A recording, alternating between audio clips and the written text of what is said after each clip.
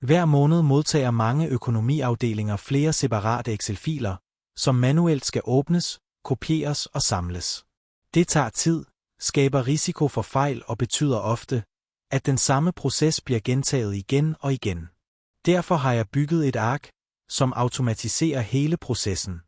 Jeg starter med at oprette en fane med navnet kørsel.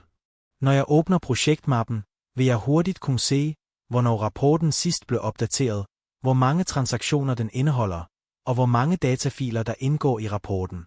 I en travl hverdag er det nyttigt at have disse oplysninger samlet et sted.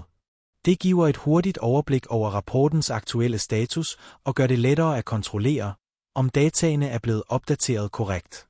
Jeg vil nu oprette en makro, så hele projektmappen kan opdateres med et enkelt klik. I dette eksempel arbejder jeg med 11 separate månedsfiler, som tilsammen indeholder 2.215 transaktioner. Dataene omfatter blandt andet fakturaer, leverandører, afdelinger, konti og beløb. I stedet for manuelt at åbne hver fil og kopiere data ind i rapporten, placerer jeg alle månedsfilerne i den samme mappe.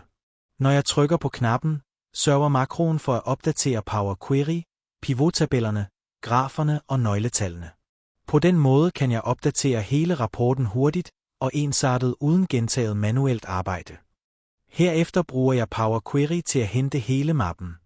Power Query registrerer automatisk alle filerne og kombinerer deres indhold i en samlet forespørgsel.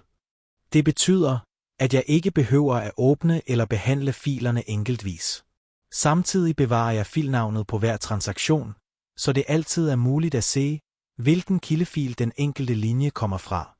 På baggrund af den samlede datakilde har jeg opbygget en rapport, som viser antallet af transaktioner per måned.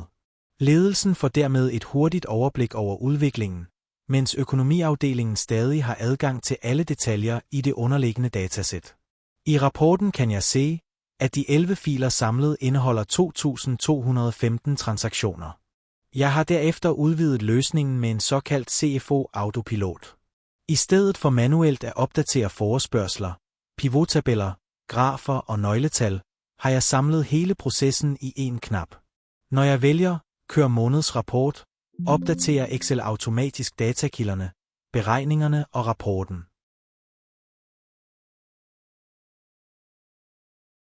Systemet registrerer samtidig tidspunktet for den seneste kørsel, antallet af transaktioner og antallet af månedsfiler.